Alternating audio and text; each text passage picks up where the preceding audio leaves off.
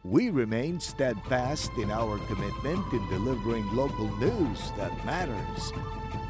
Stories that inspire. Enriching the lives of Filipinos in the Philippines and across the globe. This is your GMA Regional TV. Buong puso para sa Pilipino.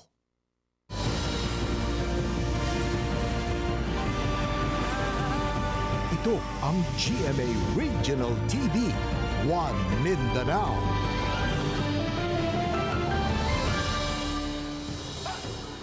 Maayong hapon Mindanao, kini ang GMA Regional TV 1 Mindanao.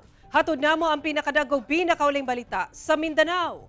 Ako si Sara Hilomen Velasco, live gikan dinhi sa GMA Davao Complex. Cyril Chavez, live gikan dinhi sa Cagayan de Oro City. Jess Tony Humami live gikan dinhi sa GMA General Santos Station.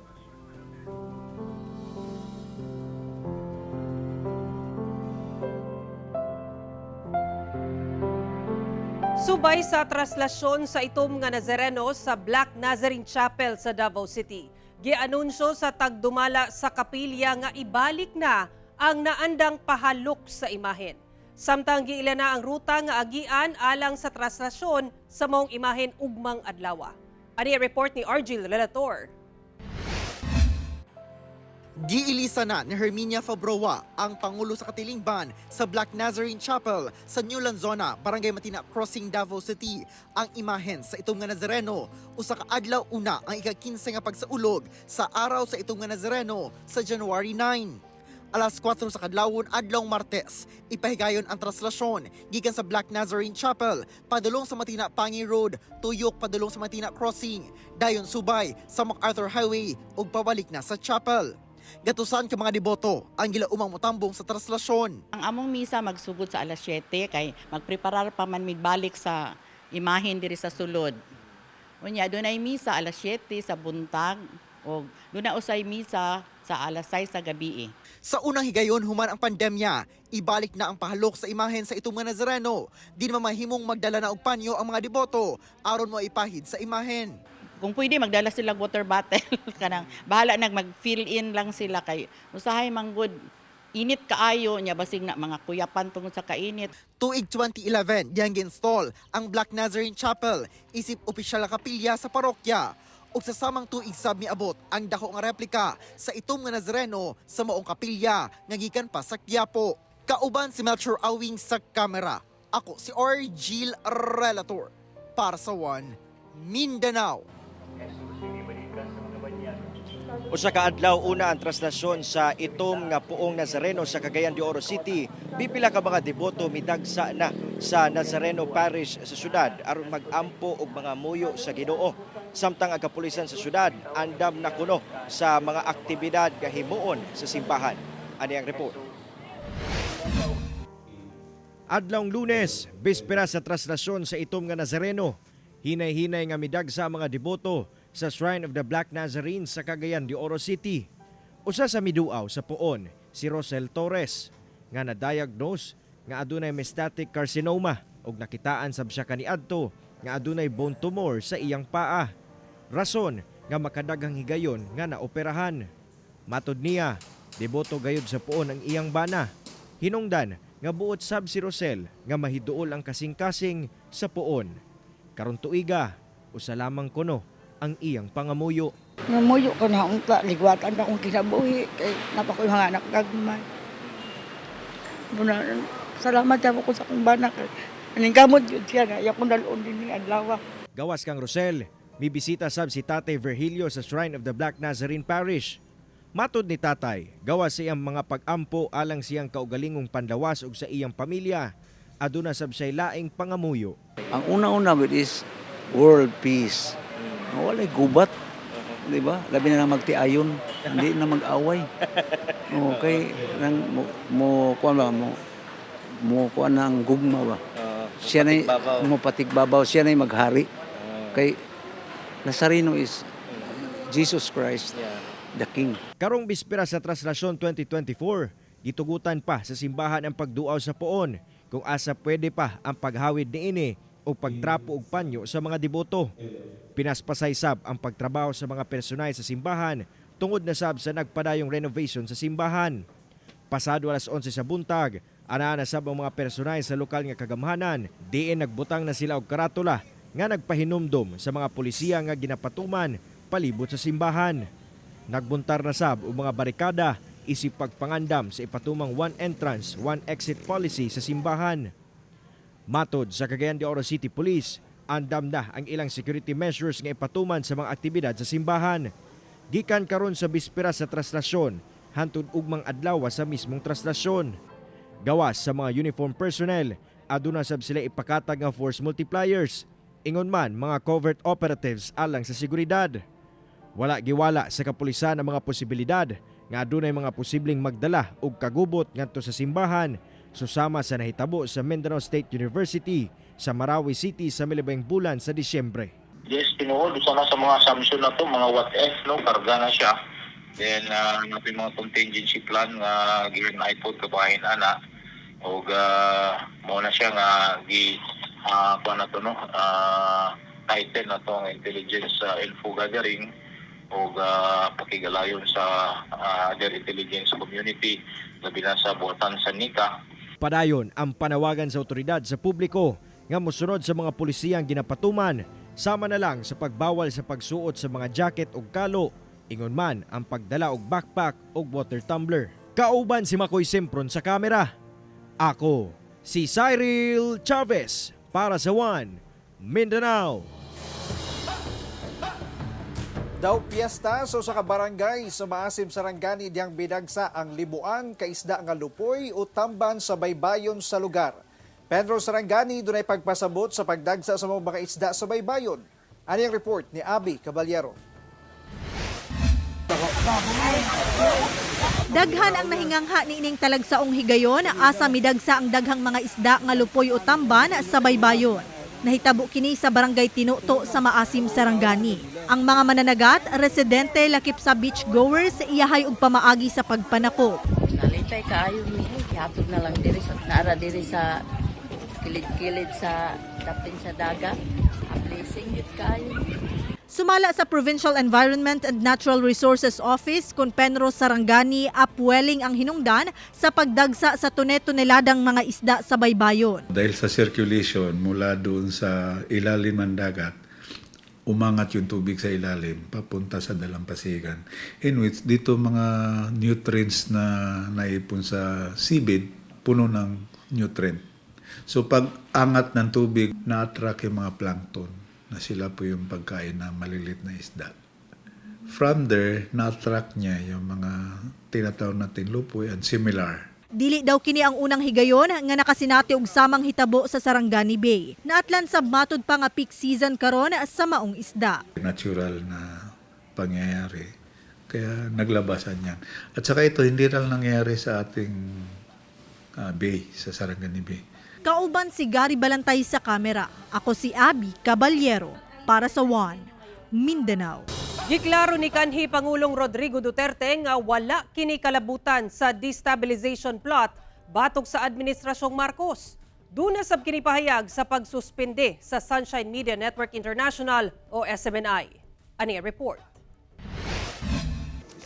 Miatubang sa Davao Media si kanhi Pangulong Rodrigo Duterte Sabado sa gabi sa usa ka hotel sa Davao City.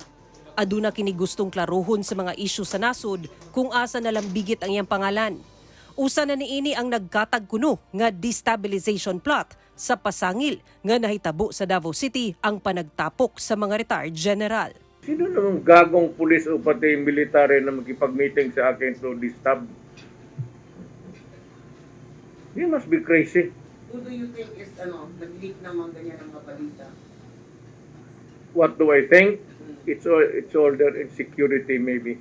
Wala kuno'y rason ang kanhi Pangulo aron magpasiugda og kagubot aron palagputon ang Administrasyong Marcos. Wala kuno siya'y problema kang Pangulong Bongbong Marcos Jr. It's all in the mind. Why would I bother to tinker with these things at this... bakit ko hindi ginawa yan when I was at the height of my naging presidente na ako?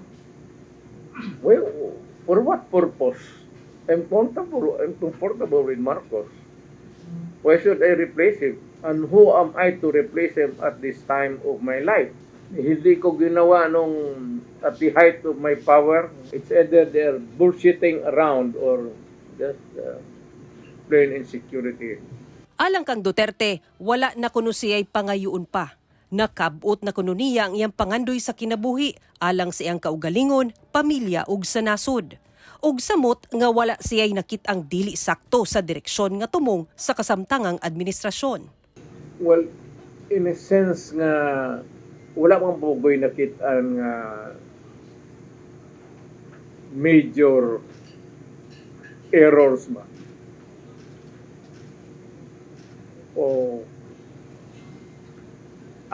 appeal ng corruption, wala man. Apparently, si Marcos is treading on a straight path.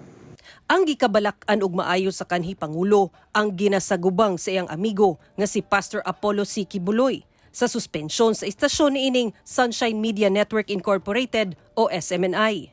Wala daw klarong reklamo nga nalapas ang istasyon sa guidelines sa National Telecommunications Commission o NTC.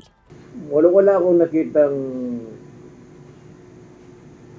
procedure na tama na sinunod.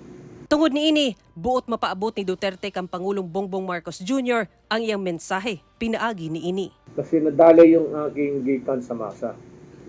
Isali ko na lang yung akin because yun ang importante sa akin yung I do not want to confront the President, but rather I'd like to talk to him indirectly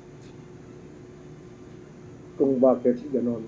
Sa ubang isyu karon sa nasod, ilabi na sa panukala ni Senate Minority Leader Senator Coco Pimentel Jr. nga isuspinde sa hingpit ang implementasyon sa POV Modernization Program, wala kauyon ang kanhi Pangulo niini. Kapintulo ka dekada na kuno nga natanggong ang maong programa. That modernization thing has been in the books for almost 3 decades. Tanungin ko siya, when would be the most opportune time to do it? 50 years from now? 100 years from now? Kung niadtong 2016, campaign slogan sa Pangulo ang pag-usab sa konstitusyon sa nasod sa federal form of government, sa karon dili na uyon ang kanhi Pangulo sa planong charter change sa Kongreso. Itong plan Chacha, proposal maybe this year or proposal and a Chacha together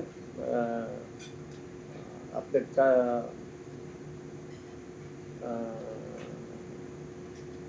hindi ako sangayon.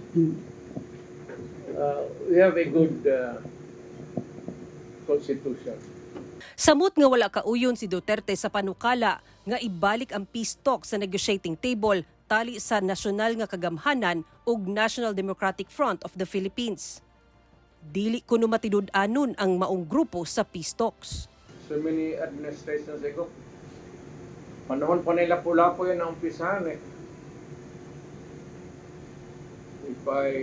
Ang advice ko sa government is just go ahead and totally crush the insurgency problem. Samtang kamatikdan ang daw pagluya sa lawa sa kanhi Pangulo. Gihingusgan niini nga retired na siya sa politika. Dili na sab kuno kaya sa iyang lawas. Gihatag na lang daw niya iyang panahon sa pagbasa ug pagsimba matag Domingo.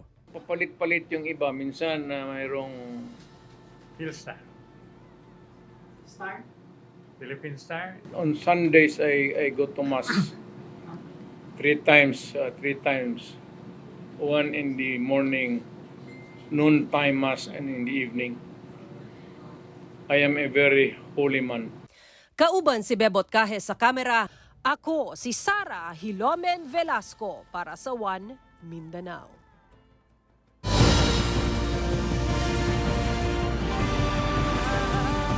Ito ang GMA Regional TV, One Mindanao.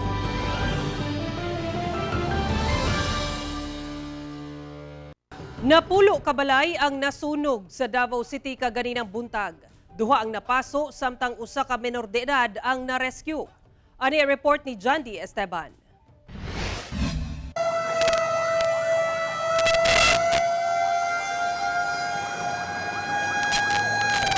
Daling meresponde ang kabumberuhan sa sunog sa Purok 23 sa Ecolan, Barangay 76A, Davao City, Lunes sa buntag. Giplastar dayon ang fire hose o gipasilita og tubig ang kalayo nga milamoy sa kabalayan. Nag-uul pa ning lalaki kay wala pa daw makagawas ang iyahang anak. Tapa kong anak dito.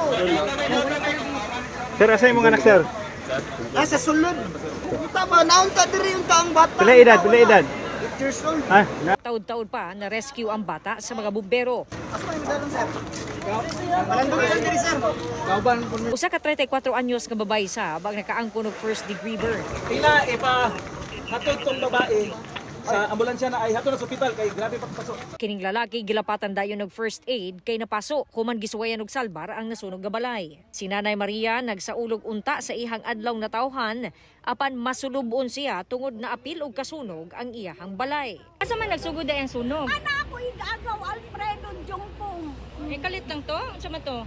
Buto jud kay papaya magud na nagkunik ra po na sila diha ma'am na birthday ko karon ika 60 years old ilang diya kadag problema asa mami mangluko. Wala na ko ana ma'am ang ako lang luwas lang ang mga bata. As 11:50 gideklara nga fire under control na ang sunog dinhi sa Sunflower Street. Sumalat sa report sa Davao City Fire District, 7 ka balay ang naugdaw samtang 3 ang partially damaged. Parayan pa ang pagsuta kung unsa ang hinungdan sa sunog. Kauban, si Jojo Solarte sa kamera. Ako si Jandy Esteban para sa One Mindanao. Kapin 11 million pesos nga kantidad sa smuggled cigarettes naharang sa Naval Forces Eastern Mindanao sa Sarangani ug Davao Occidental.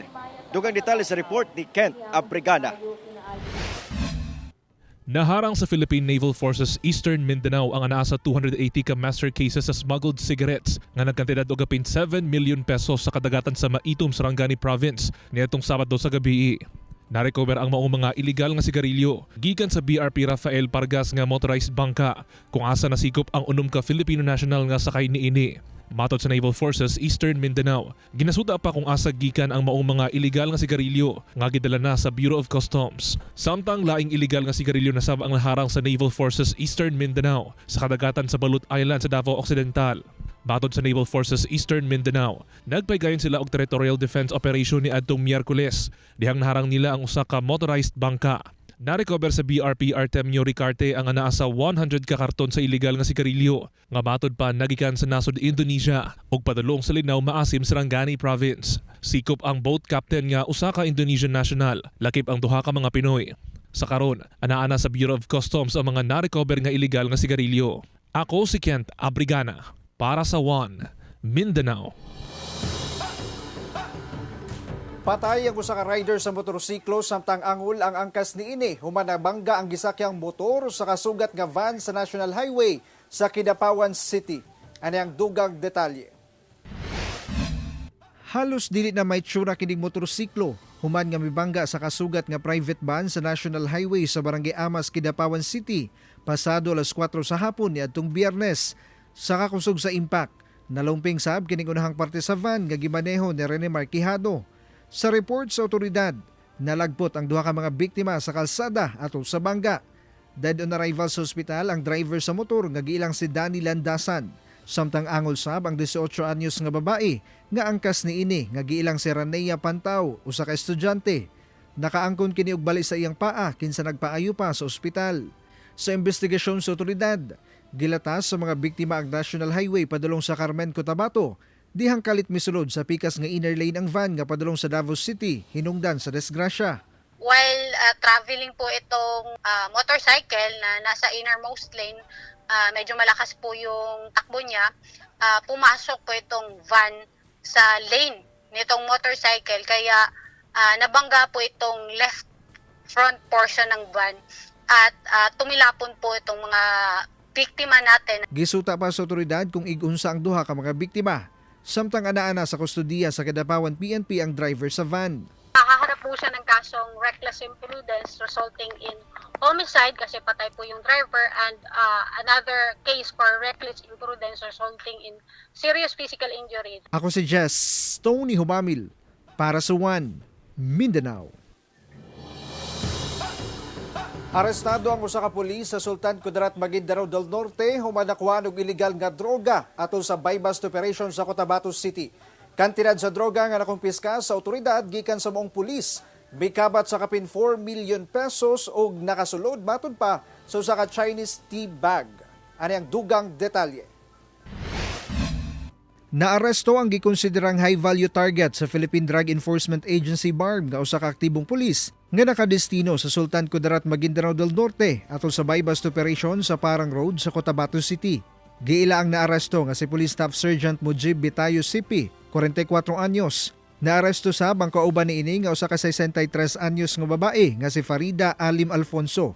Nakuha sa mga operatiba gikan sa mga dinakpan ang 12 ka pakete sa gituuhang shabu nga nasa 600 ka gramo nga mobalor sa kapin 4 million pesos. Nasuta sab nga ang mga droga gisulod sa usa ka Chinese tea bag. Nakapack siya doon sa Chinese tea bag na makikita mo doon sa mga malalaking operasyon doon sa bandang Luzon. Ito yung aming tinitignang anggulo na yung Chinese tea bag na ito. Lakip matud pa ang duha sa usa ka local drug group nga nag-operate sa kasikbit nga mga lugar sa BARM region. Sumala sa PDEA, kapin tuig na nilang gimanmanan ang moong pulis. Apan niadtong higayon na lang nagbalampuso ng operasyon. Apan duna pa sa ginalantaw nga posibleng kalambigitan sa moong pulis sa laing pulisab nga una nang nadakpan. Mga papeles doon na may mga kaugnayan sa isang previously arrested din na police officer. So from there, we can infer siguro, sir, that this police officer and the police officer who was previously arrested are in the same organization. Nakakustodiya na karon sa PDEA BARM Jail Facility ang duha ug wala pay pahayag. Pagka ikaw ay isang public officer, tatlo ang threefolds ang liability mo. Una, yung civil, yung pagbabayad ng danyos. Ikalawa, yung criminal case. At nilabag niya nga yung Section 5 ng Article 2 sa 9165. Particular yun doon yung Section 5, yung pagtutulak o pagbebenta ng illegal drugs. Maliban dyan, yung ikatlong kasong kakaharapin niya ay yung administratibo na kung saan ang ultimate penalty nito ay dismissal from public service with forfeiture of all benefit. Ako si Jess Tony Humamil para sa One Mindanao.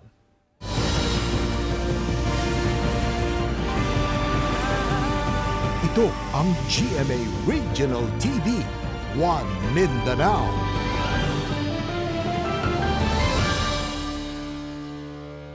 Patay ang usa ka negosyante sa Davao City human na disgrasya ang gimanehong motorsiklo niini sa Bansalan, Davao del Sur.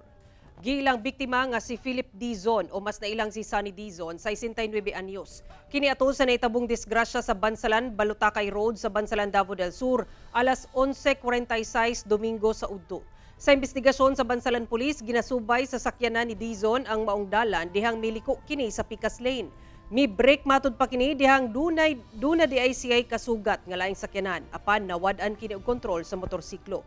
Mituyok ang iyang motorsiklo ug nalabay siya sa konkretong dalan. Nadala pa kini sa ospital apan namatay gihapon. Padayon pang investigasyon sa Bansalan Police sa maong aksidente nga ginalantaw nga self-accident. Patay ang usa ka 3 anyos nga batang lalaki atol sa sunog sa Pagadian City. Samtang 15 ka mga balay ang nasunog sa Malangas, Zamboanga, Sibugay. Ano ang report? Pasado alas 5 sa hapon niadtong Biyernes, dihang gilamoy sa kalayo kining mga balay sa Purok Sweet Rose, Barangay Dumagok sa Pagadian City.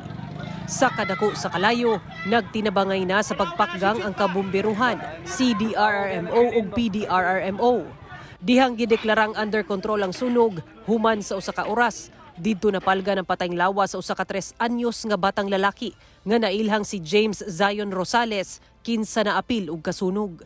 Base sa report sa Bureau of Fire Protection, natulog ang biktima sa kwarto sa ilang balay, kauban ang manghud ug iyaan. Dihang nasunog ang silingang balay, nadala sa iyaan ang manghud sa bata ug dihang nakagawas, didto nasayran sa iyaan nga nabilin ang biktima sa kwarto. Gisulayan niini og luwas ang bata apan pakyas kini tungod sa kadako sa kalayo. Ang amahan sa bata kinsa anaa sa trabaho ni atong tungura, emosyonal sa nahitabo sa anak, ilabi pa nga ika 40 days sa mipanaw nga inahan niini ni adtong adlaw. Sa tala sa BFP, anaa sa napulo ka balay nga gama sa light materials ang nasunog. Parang ginasuta sa kabumberuhan ang tinubdan sa sunog.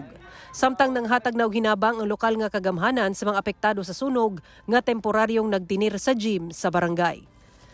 Sa Malanga, Zamboanga, Sibugay, anaa sa 15 ka mga balay ang nasunog sa purok maabi-abihon sa barangay poblasyon ni atong Biyernes sa buntag. Sumala sa Bureau of Fire Protection Malangas, ug daw gayud ang kabalayan sa lugar atol sa sunog nga gisaka sa ikaduhang alarma. Gideklarang fire out human ang kapin usa ka oras. Hinuon walay natala nga naangol o namatay atol sa sunog. Padayon ang investigasyon sa kabumberuhan sa hinungdan ug kantidad sa nadanyos tungod sa sunog. Ako si Sara Hilomen Velasco para sa One Mindanao. Usa ka endangered monitor lizard o bayawak ang girescue sa otoridad human kini nakaplagan sulod sa usa ka karton sa usa ka tulay sa Zamboanga, Sibugay. Giling gisuta sa mga personay sa Zamboanga, Sibugay Maritime Police Station ang usa ka kargamento nga anaa sa usa ka tulay sa Barangay Malinaw sa Buhay, Zamboanga, Sibugay. Gituhan una kini sa mga residente nga duna kini sulod nga bomba. Apan namatikdan nila nga naglihok-lihok ang kargamento sa pag-abli na kaplagan nga usa ka endangered nga klase sa monitor lizard o bayawak ang naa sa sulod sa karton. Mutimbang kini og halos 2 ka kilo nga gilang gi-turn over sa Menro Mabuhay at usab sa abiso sa lokal nga kagamhanan. Gilang sab kining gibuhian sa kalasangan sa mga lugar nga gibutangan og markings. Matod sa kapulisan, bawal ang pagpatay sa mga endangered species base sa Republic Act 9147 o ang Act Providing for the Conservation and Protection of Wildlife Resources and Their Habitats. Mao kadto ang mga ulihing balita sa Mindanao karong adlaw. Mamahimo ninyo kining makita pag-usab pinagi sa pagbisita sa official website sa GMA Regional TV o bisitaha ang ato official YouTube channel ug i-click ang subscribe button para sa pinakaulahing balita. Daghang salamat sa itong mga kapuso sa Mindanao, nga nagalanto ka namo ug sa itong mga kapuso abroad, padayon lang sa pagtutok sa mga lokal nga balita matag adlaw tungod sa GMA Regional TV. Local News Matters. Kami ang GMA Regional TV 1 Mindanao. Tibok pwersa para sa mas dakong misyon ug mas halapad nga pagserbisyo sa nasod.